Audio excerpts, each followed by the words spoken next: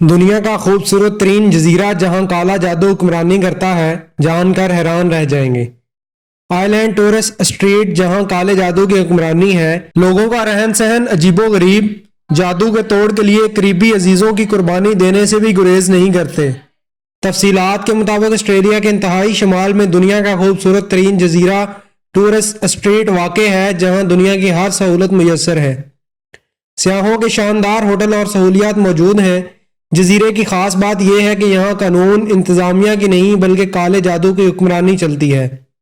مقامی افراد اپنے مقاصد کے لیے کالے جادو کے عمل کرتے ہیں اور جادو کے توڑ کے لیے اپنی قریبی عزیزوں کی بھی قربانی دینے سے گریز نہیں کرتے۔ جادوئی عملیات کے لیے یہاں کے لوگ عجیب و غریب حرکات کرتے نظر آتے ہیں۔